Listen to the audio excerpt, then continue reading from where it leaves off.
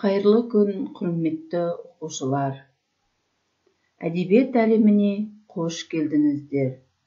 Бүгінгі сабақтарыңызға сәттілік тілеймін. Бүгін біз туған жерім, алтын бесігім бөлімі бойынша Доспамбет жыраудың айналайын ақжайық, қоғалы көлдер, құм сулар толғауларындағы көркемдегіш құралдармен жұмыс жүргіземіз. Сабақтың мақсаты шығармадағы көркем ауыстыруларды анықтау, әдеби көркемдегіш құралдарды пайдаланып, шығармадағы табиғат көрінісін, оқиға орнын, кейіпкер бейнесін сипаттап жазу. Бағалау критерийлері шығармадағы көркем ауыстыруларды анықтайды.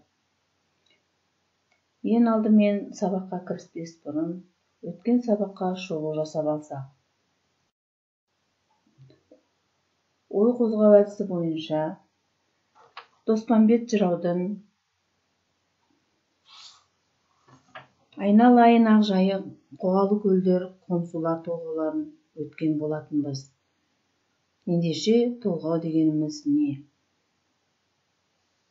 Дұрыс айтасыздар балалар. Толғау жанры әдебиетіміздегі ақындар шығармашылығындағы, әсіресе поэзиясында жиі орын алады. Толғау өлеңінде ақындар өмірі туралы, қоғам, адам тіршілігі тұрғысында ой қозғайды. Міне балалар, алдыңғы сабаққа шолу жасап отырып, ендігі кезекте әдеби теориялық ұғымдарға назар аударсақ. Теңеу дегеніміз затты, нәрсені, құбылысты немесе заттың, нәрсенің, құбылыстың белгісін, қасиетін, сапасын көрсететін көркемдік ұғым. Теңеу дай, дей, тай, тей жинақтары жалғану арқылы жасалады. Мысалы, асқар таудай, дардай. Аллитерация дауыссыз дыбыстардың қайталануы арқылы әдеби тілді ажарлап, сөздің реңін келтіре түсетін көркемдік тәсіл. Ассонанс өлең сөзді дауысты дыбыстардың үндесе қайталануы. Ассонанс сөздің интонация, музыка, мәнін экспрессивтік, эмоционалдық бояуын күшейтіп, ерекше елеулі тұстарды дыбыстандырып, ой сезімнің әсерлілігін арттырады.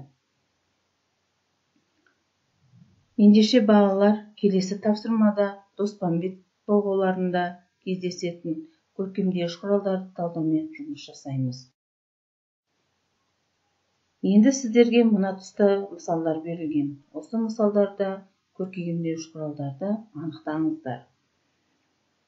Енді балалар, сіздердің жазған жұмыстарыңызбен салыстырып көрейік. Сіздер мысалдарды көркемдегіш құралдармен салыстырыңыздар. Торы төбел ат мініп, той тойлаған өкінбес.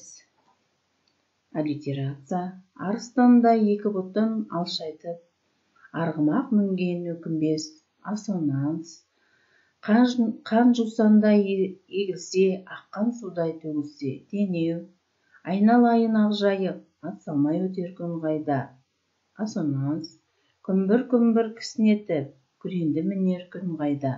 Аллитерация толғамалы ақ балта, толға тұстар күн қайда.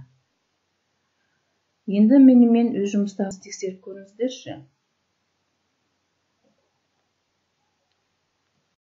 Енді балалар, келесі тапсырмаларды орындауға көшейік. Біздің сабағымыздың басты кейіпкері Доспамбетке өзіміз көркемдегіш құралдарды ауыспалы мағынадағы әсерлі сөздер арқылы сипаттап жазайық. Оны бәріміз бірге орындайық. Мен сіздерге балалар, мынандай сөздерді мысал ретінде беріп отырмын. Доспамбет жырау, ержүрек, әскери жорықтар, қолбасшы, батыр, қаһарман. Енді осы тапсырманың дескрипторы көркемдегіш құралдарды біледі, толғаудағы табиғат көрінісі, оқиға орнын таба алады, Доспамбет жырауды сипаттап жазады. Ендеше тапсырманы орындауды бастайық. Балалар, тапсырманы орындап болсақ, енді сіздердің жазған сөздеріңізбен салыстырып көрейік. Мен ойлаймын, сіздер де осы тіркестерді орынды, ұтымды қолданды деп ойлаймын. Доспамбет жырау қолбасшы, батыр. Доспамбет жырау қазақ халқының қалыптасу кезеңінде өмір сүрді. Кіші Ноғай ордасында әскери қолбасшы болды. Қырым ханының жағында көптеген әскери жорықтарға қатысқан. Доспамбет жырау өз басын өлімге тігіп, қаһармандық көрсеткен. Міне балалар, көркемдегіш тәсілдерді қолдана отыра біз кейіпкерге сипаттама жаздық. Сонымен балалар, бүгінгі сабақты жақсы меңгерді деген ойдамын. Енді сабағымызды кері байланыспен аяқтастық. Бүгінгі сабақтың кері байланысы 3-2-1. Бүгінгі сабақтан алған 3 маңызды ақпарат, сабақта қиындық тудырған 2 аспекті, сабақта ұнаған бір іс-әрекет. Жарайсыңдар балалар. Енді кезекті үй тапсырмасына берсек. Үйге әр мекені елімнің, қарашығындай көзімнің деген тақырыпта өздерін тұратын аймақтағы өзен судың бүгінгі жай-күйі туралы мәлімет жазу. Көңіл қойып тыңдағандарыңызға көп рахмет. Сау болыңыздар.